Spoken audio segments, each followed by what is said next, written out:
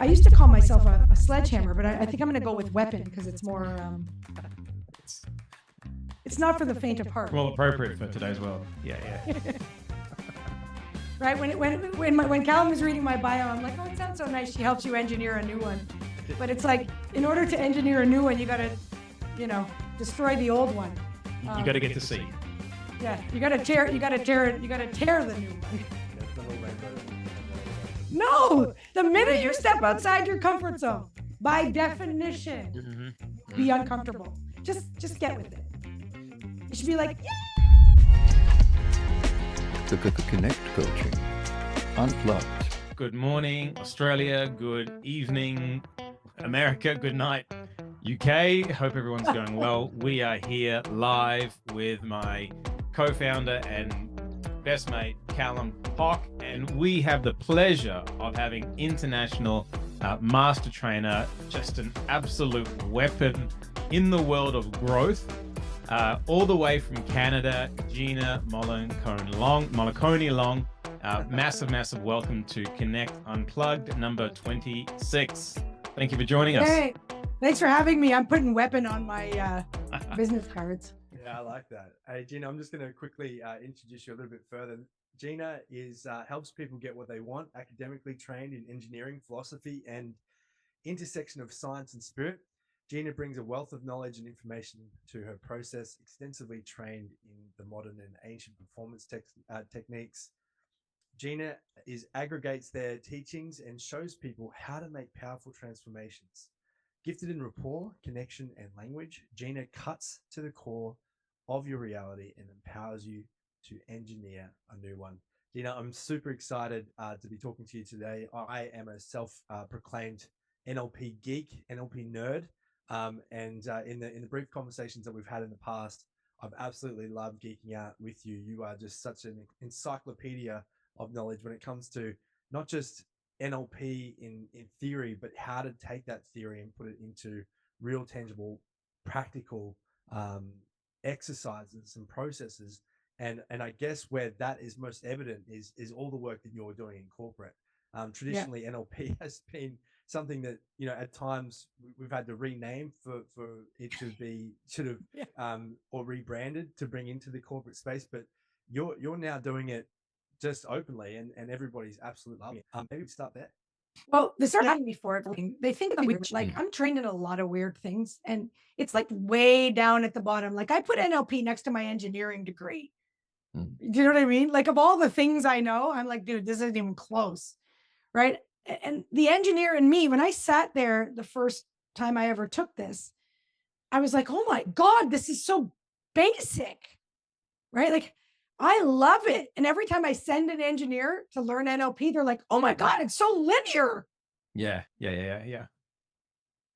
So yeah, they're asking us for it now because they've heard about it and have no idea what it is. how long were you in the corporate world before you started to dip your toe into professional growth? Well, I don't know. That's kind of a loaded question, but I started my career at Procter & Gamble when I graduated from engineering, and I worked in advertising, as you do when you graduate from engineering. And it's interesting because I didn't know any differently. And so P&G was an amazing place to work, but I didn't realize actually until I did master practitioner of NLP after I'd left the corporate world that the managers I had in the organization in general knew me better than I knew myself. And I didn't know any better. I didn't know other companies didn't do this, but I had to do a whole day of testing before working at P&G, like Myers-Briggs, like all kinds of personality tests. I'm sure there was a lot of NLP in there. And when I did meta programs at master practitioner, I was like, oh my God, like they were managing me to the thing you do with the sameness and differences. Yes. At that day, I discovered I have a huge need for differences. And I would be like, 8 months into a project at P&G and think, oh, I don't know, maybe I should quit. Maybe I should do something else. And like the next day, my manager would say, we're fundamentally changing your job. We're moving you. We're doing this. And I'd be like, oh, great. And I'd like last another 8 months, and they were managing me. So they got more than 3 years out of me when I wanted to quit after 8 months because of this knowledge of my inner workings. And so I sort of like I was part of it, and then I recognized it when I learned it, and then realized they were, and they were an amazing place to work. And then I left there and went to another place, and they did not Okay. have the same training. So it was clear, like when you moved to the new like the new role, it was clear that organization didn't Never. invest as much as the other one. Nope, Yeah. not even close. Into their And people. Yeah. it was fascinating because the reason I ended up leaving P&G and why didn't I stay forever if they knew how to manage me is because at some point in that journey, I got a manager who came through an acquisition. Mm-hmm. And so at P&G, they only promote from within because they teach you and their values and everything. And then they only promote from within. And then I got a manager who came from an acquisition. So he had none of the training and none of the value. Yeah. He didn't manage me. 8 months came around. My feet got itchy. 9 months, 10 months. My palms got itchy. Then I jumped because the grass is greener. I went to the other company. The grass was not greener. I probably should have watered my lawn, but the manager had no idea. And then it was just, now I'm grateful because the next company was unbearable. And then I left quickly after that to start my business, which was nothing, because coaching wasn't a thing back then. Yeah. In the 90s, there was no such thing as business coaching. No, there wasn't. No. Nothing. My grandfather cried. Right. I had to get out. And then I just started doing what I knew how to do for businesses, which technically was coaching, but it wasn't a thing. I should have started an organization is what I should have done. Looking back. Did you know it was coaching? So what were you doing? Did you, Well, I called it, what did you I call didn't know it was yourself? coaching. I called it consulting because that was a word, like Callum was saying, I had to rebrand it. I didn't know what it was called, but like, when you do the purpose drive thing in master coaching, and it's like over the last, when you were 0 to 12, what was the activity? When you were 12 to 20, when I did that exercise again at my master practitioner, I was like, holy shit, I've been a coach since I was born. Like when I was 16 years old in Canada, we have something called the NCCP, which is the National Canadian Coaching Program, which is for sport. So you have to have these, to work with kids, I had 5 when I was 16, 5 sports, 5. And I can say this now, I lied when I was 14 and said I was 16 so I could coach gymnastics. I've literally been doing it my whole life. And I won awards. I created novel techniques for teaching kids how to dive when I was a lifeguard. But then I was in engineering and people were like, well, now you have to have a real job. I'm like, oh, okay. Yeah. What does that mean? It wasn't a thing. So, I mean, it wasn't a thing. How did you find your way in that time to discover all that you know now and everything that you've done since? Was it? I have a, yeah. No, yeah, you go. Ready, fire, aim. That's something I wrote about. So I wrote a book and I still hadn't learned NLP. But I wrote a book called The Secret of Successful Failing, which I have an undergraduate degree in engineering, chemical engineering, process control. And one day I was like, well, the mind is like this. The mind is like a process. And so I just took my undergraduate training and turned it into a book about the mind. And when I went to my thesis prof, this was 15 years post graduation. When I went to him to help me map some of the variables, he was like, are you on cocaine? And I was like, no, this is like a thing. So he's like, okay. And then when he really understood what I was doing, he started to get really into it. So we worked together and came up with the feedback loop of life and all this crap. And then somebody came up to me at a book reading, one of those really glamorous ones, like in the basement of a church in front of a tea or something, right? When you write a book. And she said to me, this is a really good book about NLP. And I was like, I'm sorry, what? She said, like your book, it's pretty good about NLP. I said, I have no idea what you're talking about. And she said, oh, give me a break. You're going to pretend you invented NLP like all the other guys do. And I was like, no, I literally don't know what you're talking about.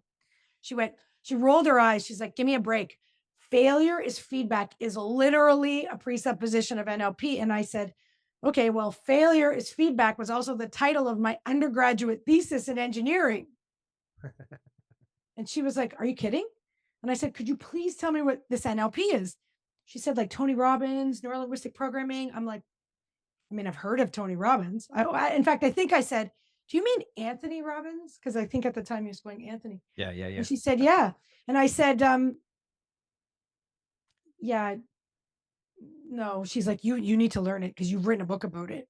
So that's how and then that's how we met, right? I Googled literally NLP best trainer in the world, blah, blah, blah, blah, blah. And I ended up in the Tad James company.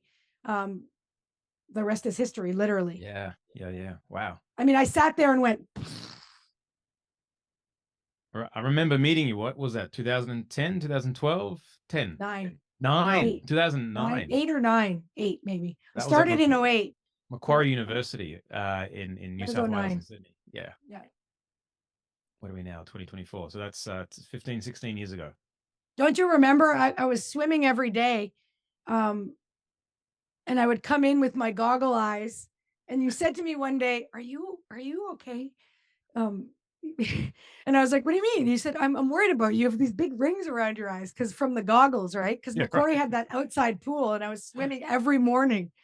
Because we don't have outside pools like that in Canada. They're cool. They're frozen, right? They're all frozen. Well, it's too much of an investment to have an outside pool that's Yeah. closed most of the year. Yeah, yeah. I think there's Interesting. one in Vancouver. You've always had that technical aspect to what you do, and it's obviously comes from that engineering background. But I feel like so much of what you've discovered since in the NLP field, and even probably from when you wrote the book, through learning with Tad, you've brought so much more stuff to the industry, and a lot of what you've brought I find really fascinating because it's very simple, and it's simple, but after being complex, I'm sure you went through a period of time where it was complex first and then you simplified it. And that's, I guess, That's my thing. That's your gift. You talked earlier about, coming out of that corporate career and then, being starting your own business of nothing. I love that term. That was quite cool. It sounded like you went through what we like to talk about as a universal model of change, and I see it on your board behind you, and I can see some additional acronyms that I'm not familiar with. Hell. I'm not familiar with. Can you, because you've obviously taken that mechanism and you've evolved it even further. So there's a lot of people listening right now who are like me, NLP geeks, and they're wanting fresh stuff. They're wanting the new and evolved, fresh ideas around NLP, and I feel like what I can see on the background, I'm sure there's some good stuff up there. So can you speak to that? Well, could you unpack the modal operator of change? Because there'll be listeners who will like, what's this? Yeah, I mean, Think or Sink was a book that I wrote just as I was coming into. So it published right when I was taking my NLP, but I already had the process of change because I'm a process control engineer. So you can imagine my delight when I saw the change state indicator. I almost fainted. So one of the things I'm always really clear with people about is like, none of this is new, right? Like I know Bandler and Grinder created NLP in the 70s or whatever, but watch the King's Speech. What was that then, right? So these are just mechanisms of the mind. These are just, if the mind was a machine, because the engineer in me can look at it like this, what are the variables that have impact? And so that's all I've done is try to, when I'm teaching the variables that have impact, yeah, sure, there could be 30 of them, but that's too complicated. So I picked 3, right? And those 3 that I picked were focus, emotions, and physiology. Well, didn't that line right up with NLP, internal processes, internal state, and physiological, packaging. So the process of change is just something, no matter what's changing. It doesn't matter if you're learning, growing, learning how to walk, whatever, you're going through the process of change, right? But that point C, which is the actual change itself, it's instantaneous. But people will say, well, it doesn't feel instantaneous. And that's why I nicknamed that part of the thing hell. And the only reason I nicknamed it hell is because most people spend a lot of time there. And Churchill said something curious about hell. He said, if you're going through hell, keep going. Yeah. And that pretty much sums me up in a nutshell. And that's always resonated with me, because in the current state, especially of the world, if you're going through hell, blame someone else, run, duck, cover, hide, right? And then Churchill was like, no, you keep going, because you've got to find the sequence that produces the change. But then, like, I just had a private client, right? I do about a dozen private breakthroughs a year, not more than that. I just don't have time, and I get bored. High need for differences. But they think it's about the office. Ooh, wow, I had a breakthrough. It was amazing. And then I give them these tasks, and then I literally got contacted by a client recently, and the client was like, oh, I'm struggling on my results. And I went away for 6 weeks, and I stopped doing, and she used air quotes, your homework. And I was like, yeah. So that's why you don't have your results. Because you took 3 steps and you called yourself a walker. Right. And so it's very machine-like, very boring, like very, very computer programming, which engineers have to learn. So someone's living their life, and what is B an event? What's B? And then it goes down to C, and then no. So point A is the comfort zone. Okay, so nothing. So they're in their comfort zone. Tra-la. Zero, nothing. So point A, and you'll see point A on my chalkboard has like a thicker line around it, because I often go like this, because the comfort zone. Well, the comfort zone has a boundary. Okay, yeah. So, and no change is possible. Zero. So don't even talk about it. And my famous quote. This is my most photographed slide. If someone doesn't want to change, there is literally nothing you can do to change them. Bingo. Yeah. If someone wants to change, there's nothing you can do to stop them. Okay. So flip side of the same coin. So comfort zone. Now, the minute you realize you want something that you don't have, or you don't know, you have a desire. That's point B. So point B is that desire to have something that you don't have, or don't know how to get. Could be a goal, could be more money, could be a better relationship, could be health and fitness. Could be learning how to speak a language. You all of a sudden, you didn't know it was a language. Now you know. Now you want to know because you don't know. So that state of I know, but I don't know. So that requires you to step out of your comfort zone. Now, by definition, you can't really see it, but because it's all over the board. By definition, the minute you take that step, by definition, it will be uncomfortable. Yeah.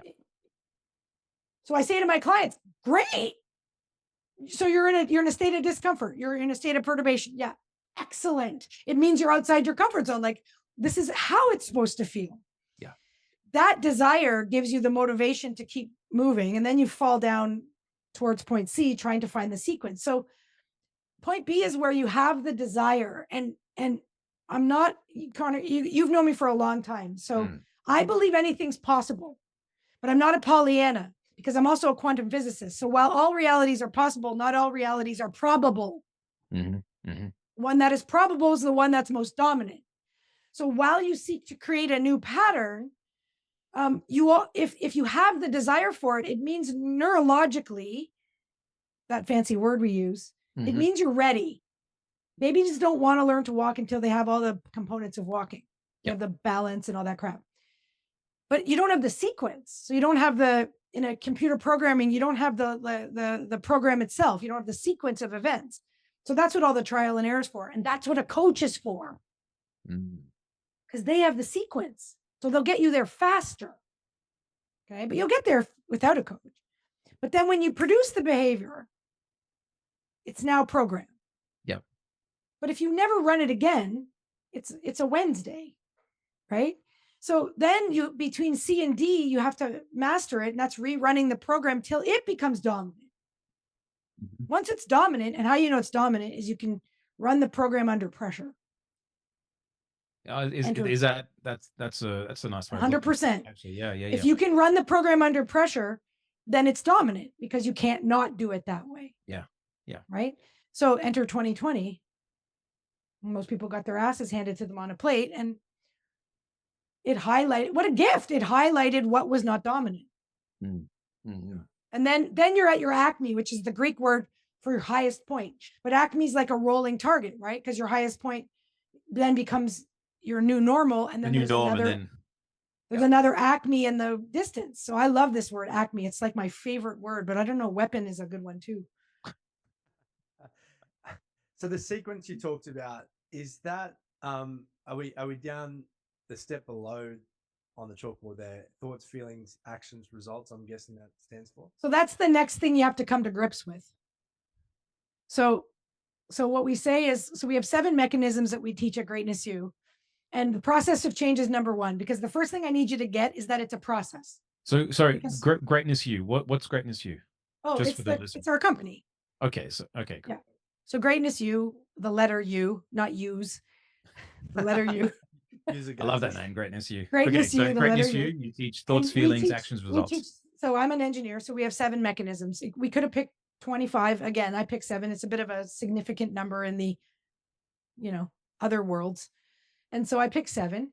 And this is the first one. And processes make people feel secure. So it's like, look, your life's not a shit show. It's just a bunch of processes. Where are you in the process? Okay, good. Then the next thing you have to come to grips with is your results are a reflection of you. Mm-hmm. Okay. Now, Thurman Fleet created thoughts, feelings, actions, results 100 years ago. Mm. Okay. They call me a modern performance coach. Are you kidding? So he created thoughts, feelings, actions, results. I like it because I took Einstein's E equals MC squared to see if I could rationalize thoughts, feelings, actions, results, because it sounds insane. Thoughts lead to feelings, feelings lead to actions, actions lead to results. There's a guy, thoughts become things. Well, it sounds like I'm an engineer. I need more than just like a cool phrase.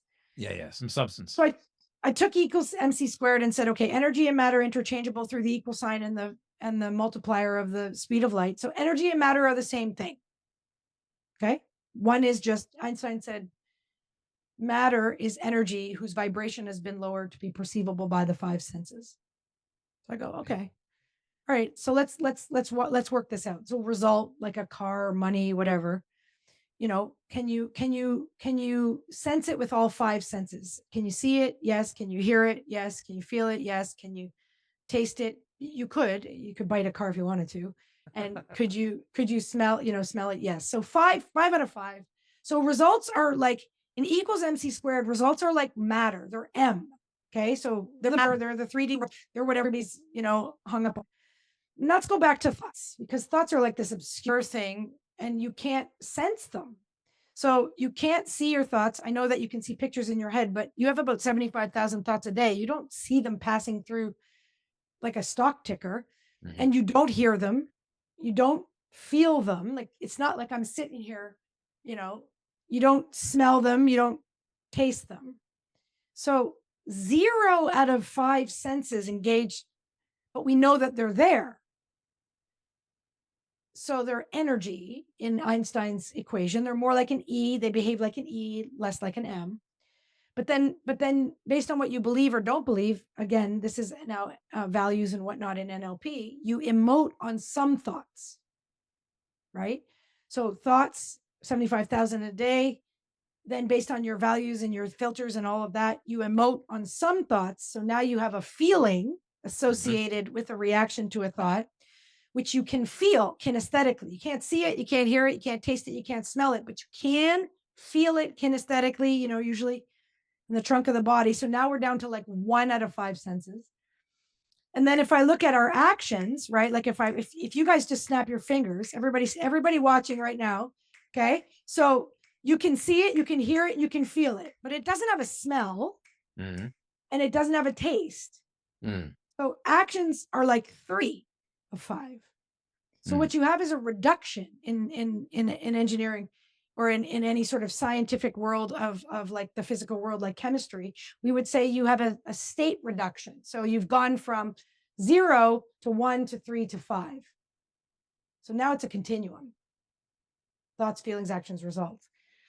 And then if I take my chalk and I draw a line around thoughts and feelings, which you can see, I draw a body around it, which that's what you're seeing. You're seeing a stick person. That happens inside the meat suit. Okay, so thoughts and feelings happen inside the meat suit. Actions are like a... Did you say meat suit? Yeah, meat suit. This is a meat suit, man. Okay, got it. Okay, you're a spirit in a meat suit hurtling around on a planet moving a gazillion miles an hour, and you don't believe in miracles. I like that quote a lot. So it happens inside of you. And then your actions are like the translator and the results are the end result. So then that's be, do, have. So because you're a human being who does some stuff to have some results. Mm-hmm. So then if you can kind of come to grips with that, then it starts to dawn on you that maybe you're in charge of if you're in charge of yourself, you're in charge of your results. Yeah. So then the rest of the work that we do is about going inside that meat suit and really inside the mind. I don't know if it's in the head, but because I also, after many years, I did a philosophy of science and religion degree at the University of Edinburgh, a master's, because I was interested in the systems overlap between science and religion. Guess what? It overlaps. And so I started to see that once you get inside the mind, then that's what has to be optimized. So your mind dictates your choices for results, right? Because your mind dictates your choices for behavior or action, and those actions dictate your results. So there, enter NLP. Exactly, state behavior results. So that's state behavior results. I needed to rationalize it more than just like, oh, state behavior results. Yeah. Right. Yeah. Your So I engineering found I found Thurman Fleet's model, and then I rationalized it with Einstein, and I kind of said, okay, like I'm not proving anything. Contrary to modern language, there's quite a threshold to prove something scientifically. We're throwing the word around like it's candy, but I rationalized it. Like, does this even make sense? And then when I do all that, and that my gut check is pop culture. So it can't be have, do, be. It's always be, do, have. Right? So the Beatles said, money can't buy love. But what if love could buy money? And I believe you guys just did a little thing on that. Yeah. We did. Right? So I like to check in with pop culture. If it's written like that in movies and songs and art, and if it resonates with some of the stuff we rationalize, then there's probably a universal in it somewhere. Talking about universals and the overlap between spirituality and religion, I'm looking at be, do, have, and then we look at those universal operation energies of starting things, stopping things, changing things, found in the Ayurvedic texts, been personified with different gods and stuff like that. Is that what you're talking? I know you could go right into it, but is that a part of what you're alluding to? 100%. Yeah, and it's all over the place, and it's not like a secret, and it's not like it's so funny because people we live in an era where, well, I wrote a paper about this. Science is the new God, right? So we live in an era where if science says it's good, then it's real. Right. And I teach, I'm coming to speak in Australia, and I'm speaking in Brisbane on NLP, but then I'm speaking in Perth on the science of intuition. And it's just resonant physics. For an engineer, it's basic shit. But it what I say to these audiences, just because science hasn't proved it, right? Don't take the absence of evidence for evidence of absence. Maybe our science can't prove it because our science is not sensitive enough yet. Hasn't created the measuring tool in order to measure it. Exactly. Yep. So when we discover, I've traveled all over the world, and I was doing some work with a guy where we traveled to the intersection of the Michael and Mary ley lines in the UK. So all down the southwest arm of the UK. And at every intersection point, every single one is some kind of spiritual site, whether it's a giant cathedral or a standing circle or a slab of granite that can amplify a sound. At every single nodal point, the entire way down is something. Now we can measure it because we have magnetometers. But that stone circle is 3,500 years old. How the hell did they measure it? They didn't have the science for it. It doesn't make it less real. It just makes it less tangible. So I like to make rationalizations where I can, but it doesn't It doesn't prove it. It gives me reason to believe. And here's the reason why I believe. Because then if I can go into my mind and I can optimize my mind, I can get better results. So I don't give a shit if it's proven by science or not. Correct. Your results improve at the end of the day, which is why people learn the skill set, and which is why leaders, entrepreneurs, and high level executives bring you in to sharpen them up. Exactly. And that's why they're asking for it. Because one of the things that I can do is I can make, I'm going to use this on, I would never say this in the real world, but I can make the woo-woo more tangible for people. And then they can leverage it. Like Yeah. I was doing this talk once. This has got to be about 10 or 15 years ago now. And the room was predominantly an archetype of an older, type of executive, certain gender and certain type of guy. And there I was in my, my fancy, at the time, really high heels and blah, blah, blah. And, it was a bit of a juxtaposition. And so on the break, they come back and they're like, hey, this was like a group of CEOs. And they're like, we just Googled you, because this was back when, you Googled people. And they're like, you're a master trainer of hypnosis. And I was like, yeah, it's not really a secret. And they said, well, isn't that a bit weird? And I was like, seriously? And they're like, yeah, like you're teaching us about how to lead people, read people so we can lead them, which is a bit out there, but hypnosis is way out there. And I was like, all right, let's do this. Here's the thing. I said, how do you quantify something of value in our current culture? And they're like, oh, the more it costs, the more valuable it is. Like, that's a fair assumption. I said, okay. When I left Procter & Gamble, buying a Super Bowl ad cost $1 million. Okay. And it's like many years later. And it's got to be 2, 3, 5 million now. Like, it's no, right? Yeah. So millions of dollars for 30 seconds of eyeballs. Okay. They're like, yeah. And I said, so does that sound like hokey pokey to you? They're like, no. I said, advertising is 100% based on the definition of hypnosis. They're like, what do you mean? I said, well, here's the definition of hypnosis.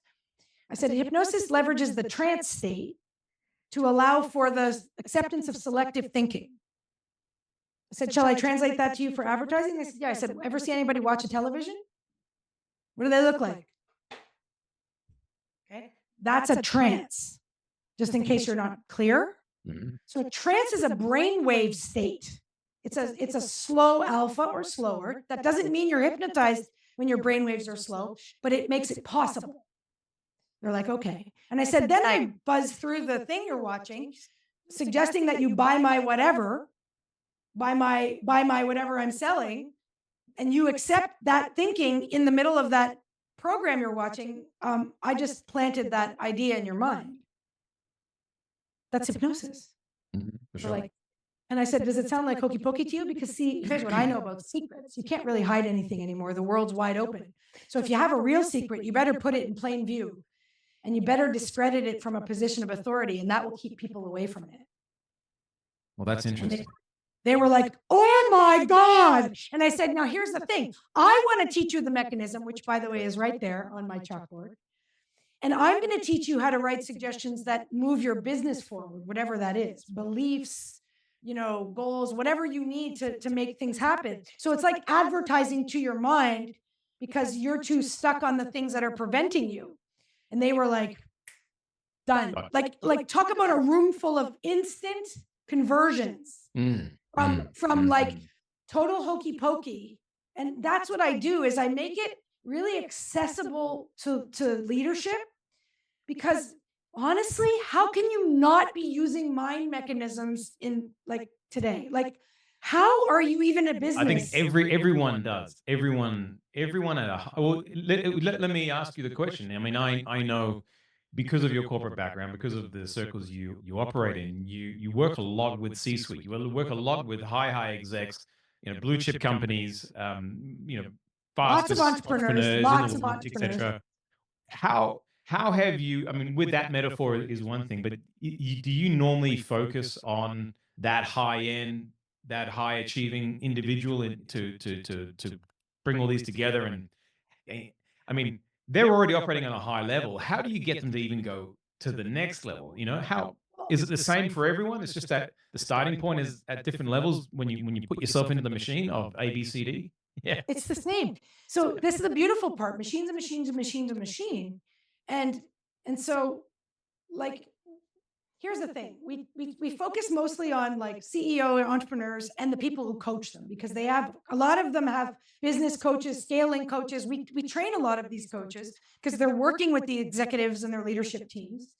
And so we train their coaches so that they can have the edge. Hey guys, Callum and Connor here from Connect Coaching. I hope you're enjoying this episode of the Unplugged podcast. We're jumping in to let you know about something really exciting, the Forever Client Matrix. Absolutely. What we love doing is lighting people up and having them realize that their future is bright and, most importantly, making a difference in this world. So we are very excited to be able to share this with you. If you want to turn every prospect into a Forever Client, then please click on the link below in the description and get instant access now to your preview of the Forever Client Matrix. Enjoy. Because there are kind of two components to the business. Think of it like the left brain and the right brain. So you've got to have the systems in your business, the people, the right people doing the right things in the right seats. Like you have to have the processes of the business itself. Otherwise, you're just running around like a monkey. Like a rudderless right? shit. Yeah. Yeah. So you have to have that. If you don't have that, then you can't be scaled. Like you can't scale, right? So you have to have that. But once you have that, and that's kind of, and a lot of these scaling coaches that I teach, that takes about 3 years, 1 to 3 years to really get the machine going, right? Get the values and all that jazz chugging along. And then, and listen, if this is you, the company is constrained by the projection of the key stakeholder. Yeah. That's it.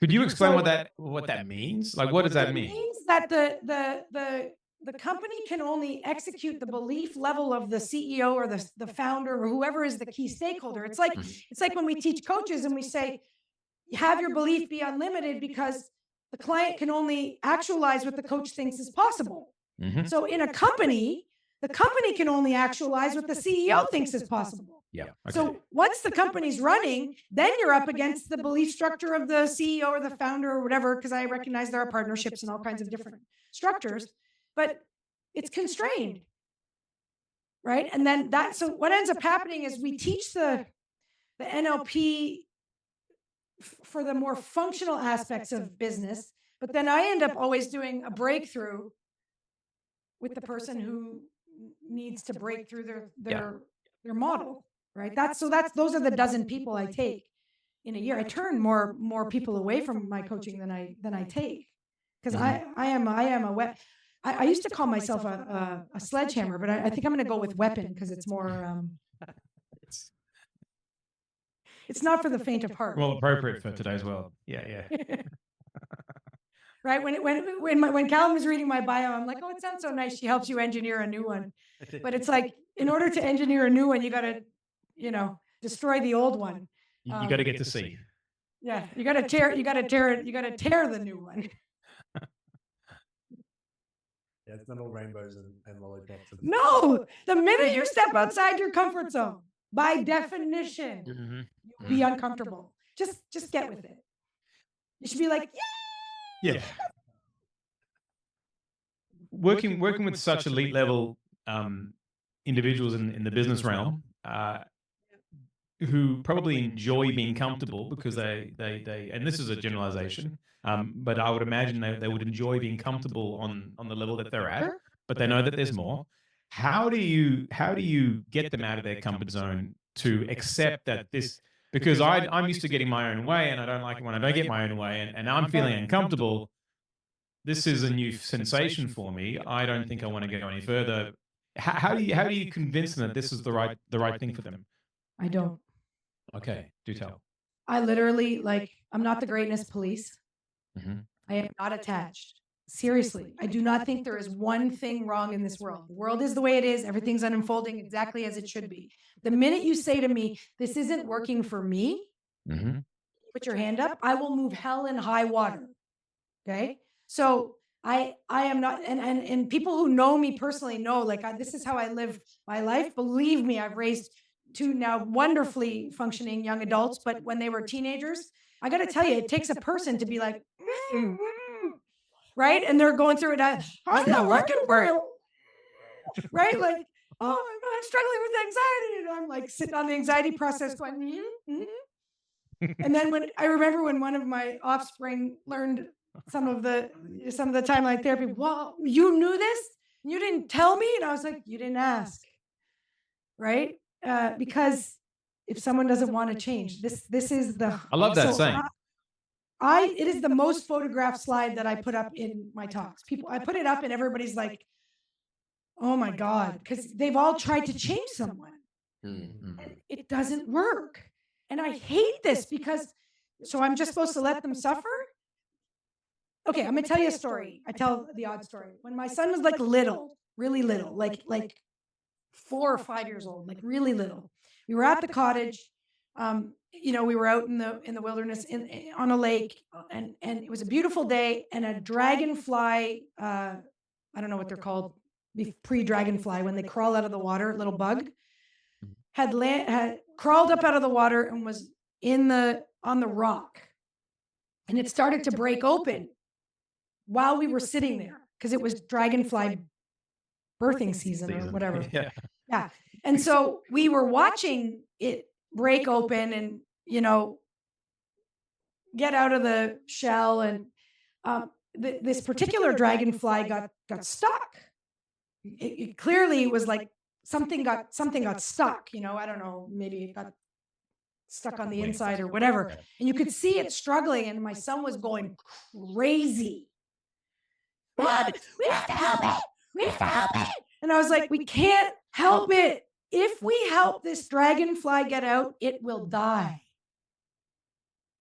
It has to struggle its way out, because part of what's happening while it's struggling is things are drying and setting. And I'm telling you, if we help this dragonfly get out, it'll be ill-formed, and then it won't be able to take off, or a bird will come and take it away. We have to just sit here, and we can protect it from the birds, right? So we can make sure that nothing comes and gets it, but we can't help it out of its shell. And oh my God, it was agony. It was as a parent, I was just like, oh my God, please don't, please live.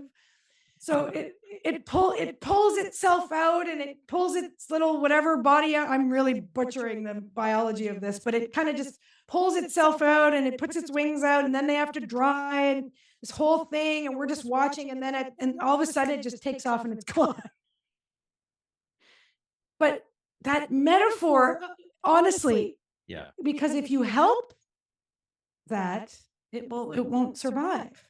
And I'm not saying that, maybe if it had asked for help, I probably, if it had said, excuse me, but it's that was like a real drive home for me, which is, there is actually benefit to the struggle, but we're not conditioned that way. So we think we're helping when we're preventing.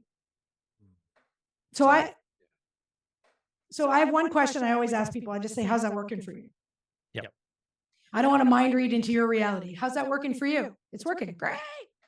Doesn't look like it's working, but whatever. It's your life. Yeah, good.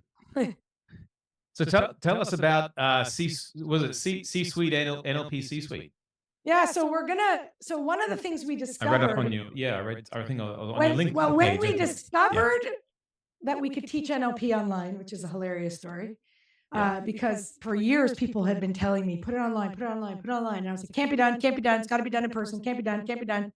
Then in April of 2020, when somebody called and said, can you teach 60 coaches NLP online? I said, 100%, no problem. Yes, absolutely.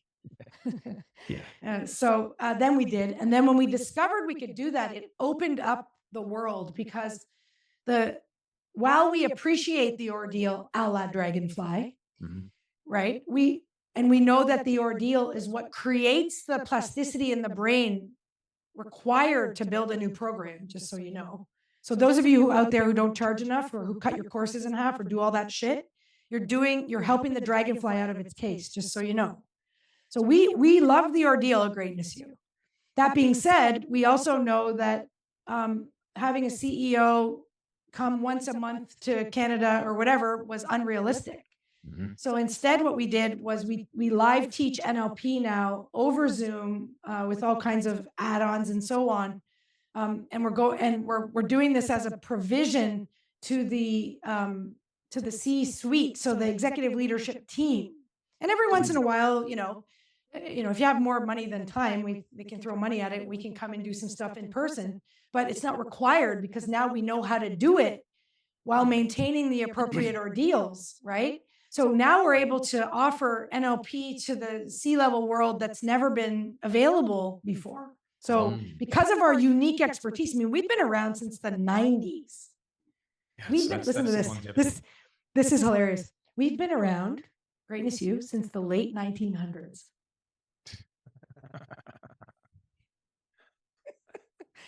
We're Getting that way, isn't it? Yeah. Right? No, totally. So because of that, we started out as a company called Critical Pathfinders. We were only doing corporate experiential training because, again, there was no, well, first of all, for me, there was no NLP in the 90s, right? So we've been doing this a long time, and we've been through multiple crises.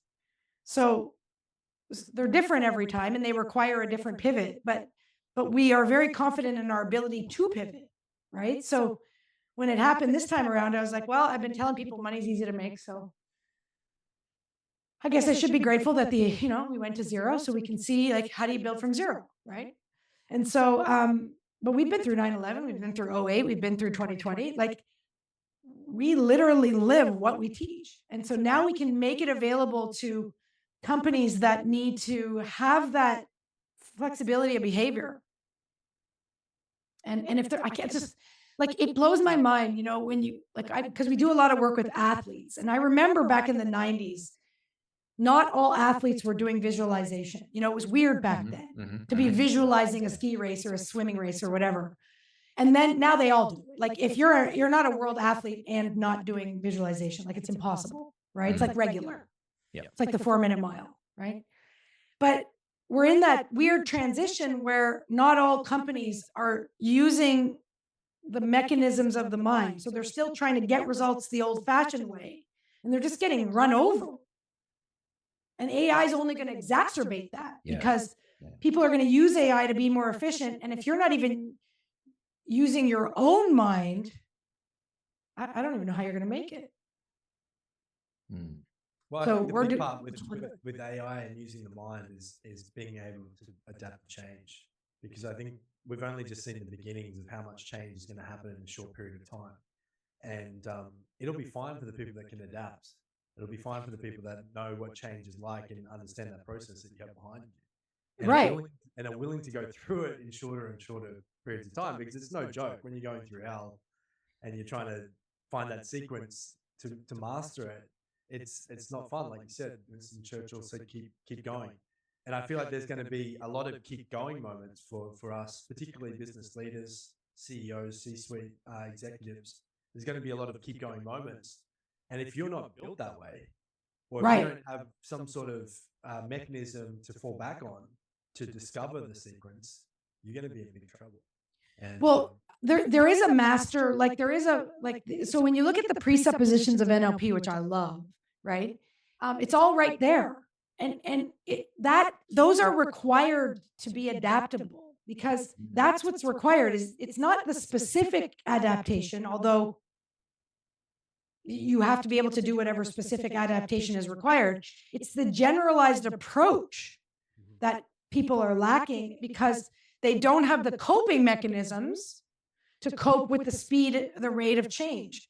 And that's what all the NLP, timeline therapy, hypnosis gives us, are various flavors, if you will, of coping mechanisms to be able to, like, handle it. But, one of the things we started teaching, so we teach NLP, we teach hypnosis, we teach timeline therapy, we teach coaching, we teach the Acme model, and we started teaching heart math because the data that heart math collects shows the physiological resilience. The heart rate variability is the equivalent of a measure of resilience, okay? It's a good one. It's not the only one, but I like it. Again, I like things that are simple. And one of their, like, I've been studying with them for a very long time. pre-NLP. That's how long back it goes. Oh, with heart math. Yeah. Yeah. Okay. And well, because It was like it's a new data. thing, It was but data. I needed data, right? And one of the things that they show is your heart rate variability, which is, I'll just quickly try to define that, which is the difference in your heartbeat each time it beats. So it's not actually static. It adjusts to the environment, right? So it might be 60 beats per minute on this beat, but in the next beat it's 62, and the next beat it's 65, and the next beat it's 60. So it changes, and that can be measured in ECG. And then when you graph that, you get the heart rate variability. When you're born, you have the widest range of heart rate variability, which makes sense, right? You're a new meat suit, and the world is a shit show. So you have to be adapting to everything, temperature, right? Hunger, blah, blah, blah, blah, blah.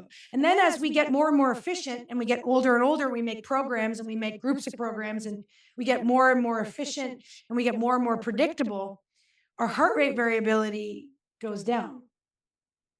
And then, towards the end of your life, if you look at the heart rate variability of like an 80-year-old woman versus a newborn baby, it's visually shocking. And I'm like, there it is. There's the body. Because do you get more or less flexible when you get older? You get way less flexible from a behavior standpoint. Yeah. That's a disease.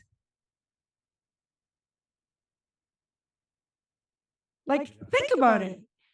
Because what's causing aging? Maybe it's our unwillingness to rip apart our programs. I don't know.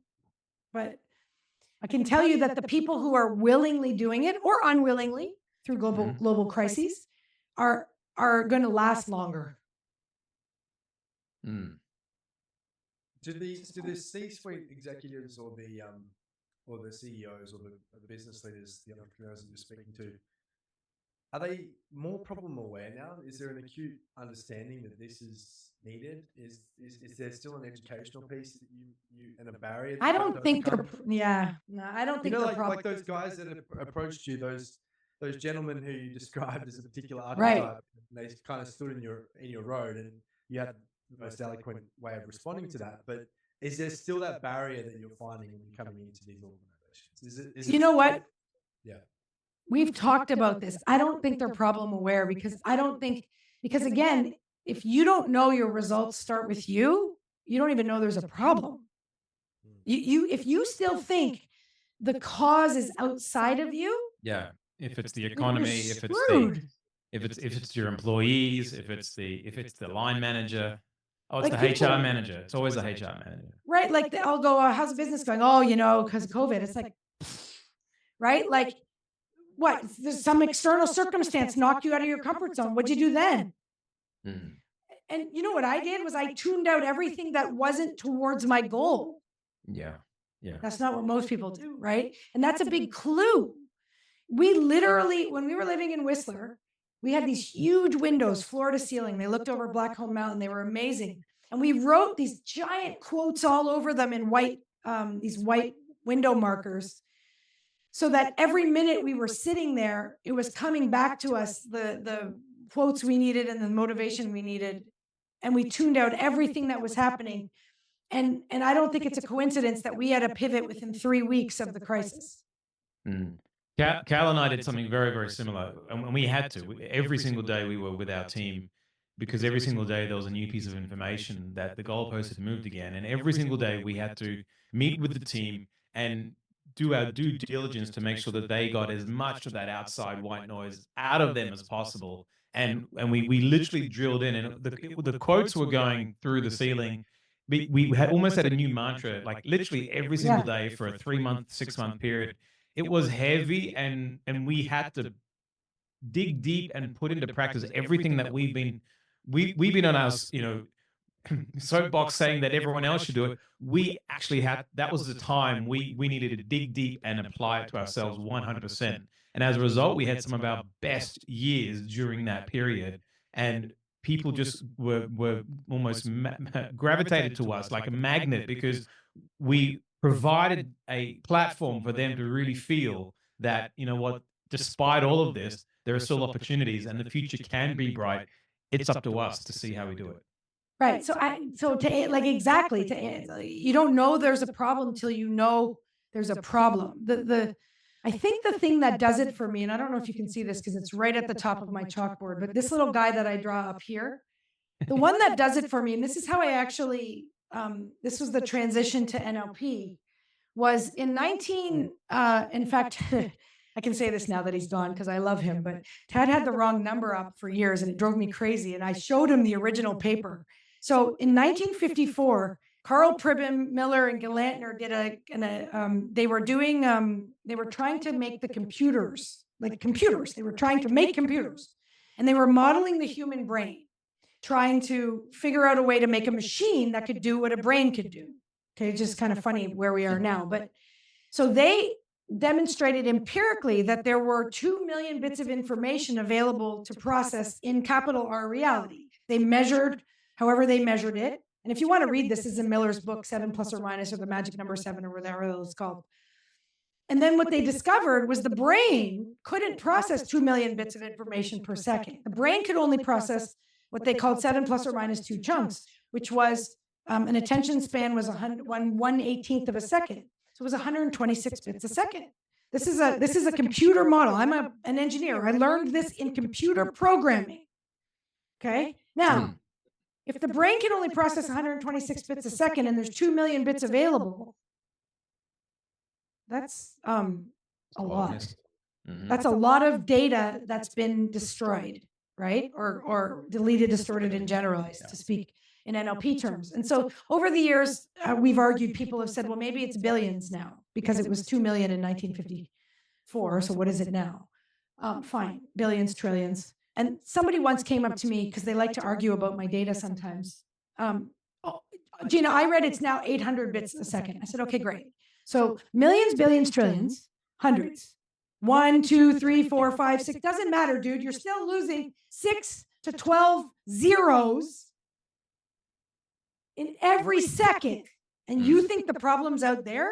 Now, once it's deleted, okay? Once it's deleted, so once you're down to your 126, then it's real. So it becomes the little r reality in the meat suit. And it looks as if it's capital R reality, but it's a 0.006% or less representation. Yeah. Okay. My husband played in the World Series of Poker. And if you guys think 0.006% are good odds, then Andrew would like to have a word with you about gambling. We're deleting everything and calling it real.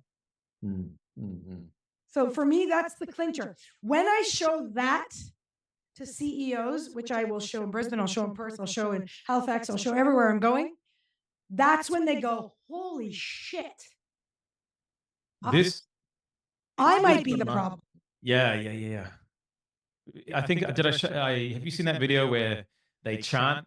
It sounds like Bart Simpson bouncing, or pharmacy opening, or something like that. Whatever, and you'll hear whatever language you see, you'll hear in the noise that you hear. And the tagline is you don't. Oh, what is it? Oh, you don't see reality. You only see your reality. Exactly. Yeah. And when they get it, and I'm pretty good at explaining it, then I have their attention. And that's when they know, but they might not admit they have a problem because it's kind of heavy to just take it all on you. But that's when they see the possibility. Because if you could optimize that filtering mechanism, then that's why I say all realities are possible, but not all realities are probable, because this is defined. Right. And then I like the brain science. I like the brain science, the heart math. People talk about the amygdala being the fear center. It's not the fear center. It's the sameness center. And when you go to do something that's outside the tolerance you have for the predictability, then the amygdala goes crazy and tries to shut you down. That's the discomfort you were talking about. Right? Yeah. And so that's just normal. That's why I go, yay, it's working. Right? Because if you don't get out of your comfort zone, you're going to have the same result tomorrow. How's that working for you? Yeah. No, I get a little bit jacked up about this. we have gone. We've opened up so many topics today, and you've almost delivered a masterclass to our audience, which has been incredible. There's been so much knowledge and wisdom shared, and normally what people would have to invest a high amount in order to get this information from you. So this is probably the Callum and I are probably spoken the least out of all of our podcasts from this one, because it's just. I was going to say, I knew it was going to be like I have these things right here. They're right here. If I keep a green bow in my heart, the singing bird will come. Like I'm happy to share my knowledge. I can't get that to stick again. No, I'm happy to share my knowledge because, if everybody gets better, like there's no shortage of improvement areas, right? Yeah. So I have no problem. Like, go run with this. Run with it.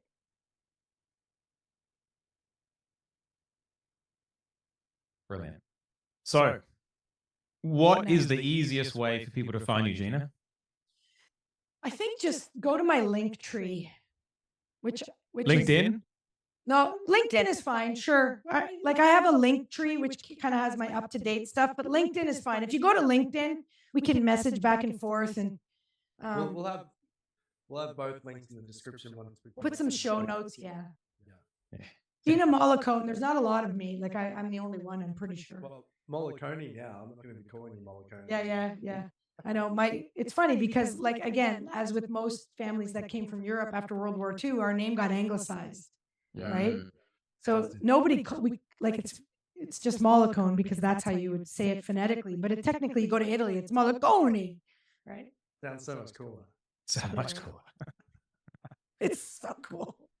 Awesome. So if they want to get hold of you, find you on LinkedIn. We'll put the LinkedIn link and the link tree in the YouTube.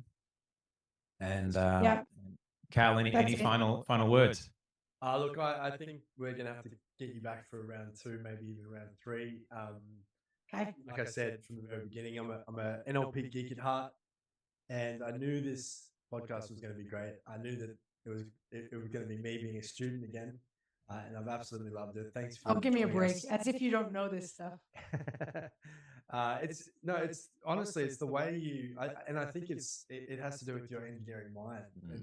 The way that you look, there's a lot to say about NLP when you actually go out and you actually go and look for yourself. A lot of people sit in those trainings, they do a 7-day prac, they do a 14-day master prac, they do a trainer's training, and just read it back verbatim when they start teaching. What I've clearly seen with what you do, not just today, but all the other times we've interacted, is that you've gone out and you've gone and discovered and found where the papers are, where the books are, who are the experts. Let's put this through an actual hypothesis and see what the science experiment actually tells us on the other end. And like you said, you've rationalized a lot of this stuff through a number of the other credible sources out there. And I feel like that brings an entirely new aspect to this field, because for some people, they've been told that it's pseudoscience, and then they're scared to go out and look just in case they find something that tells them. I know, but pseudoscience is right up there with conspiracy theory. These are just words to discredit something from a position of authority. Yes. Like, here's the thing I want to say to people, though, is the master has failed more times than the student has even tried.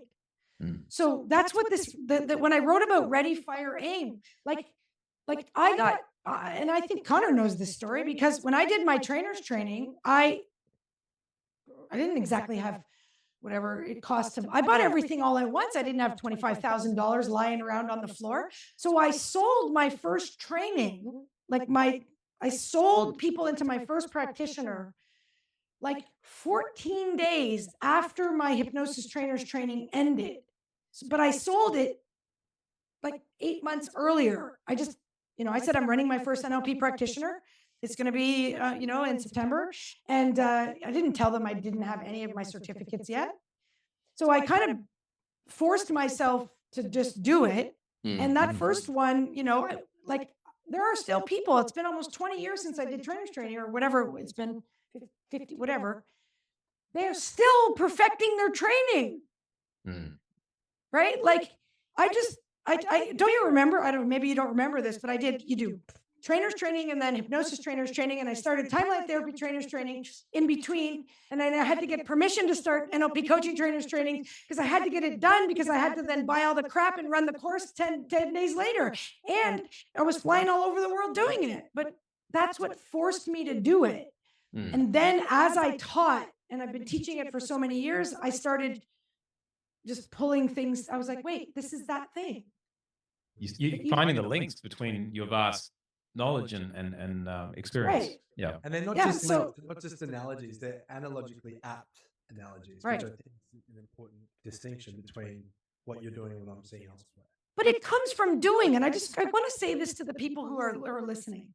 I've taught practitioner to one person. I've taught master practitioner to one person. I've taught trainers training to 4 people. Like, I've been doing this so many times. Now, of course, I've also taught practitioner to 60 people, but I've been doing this for so many years that, up, down, in, out, I don't care. Because each time I teach it, in fact, the one of the practitioners where I taught to 3 people ended up being the 3 most highly engaged students / clients, now friends, that I've ever had. So, get out there and do it. Like in Todd used to, like, take action. Keep going. Right? Keep Keep going. going. Keep going. Awesome. Keep going. I love that. That's going to be the definitely Just keep the swimming. theme for this podcast. And what better advice you can give someone that is going through a hard time than to keep going? Yeah. Just keep going, man. Brilliant. Fall Well, down Gina, slow. I think we're catching up with you when you're in Sydney. Can't wait to see you in a few weeks. Thank you so much for staying up late in Canada to join us, for our viewers and our community. And everyone can find you on LinkedIn, and we'll get you back for round 2 and round 3. Sweet. Thanks, guys. Thank you very much. Hey guys, Callum and Connor here from Connect Coaching. I hope you're enjoying this episode of the Unplugged podcast. We're jumping in to let you know about something really exciting. If you are a practitioner, a coach, or a trainer in the alternative therapy modality space, the Forever Client Matrix is something that we've modeled in the last 30 combined years, both Connor and my experience. And we've turned it into a 2-day intensive, and we want to give you a preview of that Forever Client Matrix. Absolutely. We want to make the bar for them to enter into that program very, very low and have them get incredible results. I've sold about $40 million worth, and together we've sold about $100 million worth with our teams. That's right. We believe that trust and reliability is the currency of the future. So if you want to turn every transaction into a transformational experience, if you want to turn every prospect into a forever client, then please click on the link below in the description and get instant access now to your preview of the Forever Client Matrix. Enjoy.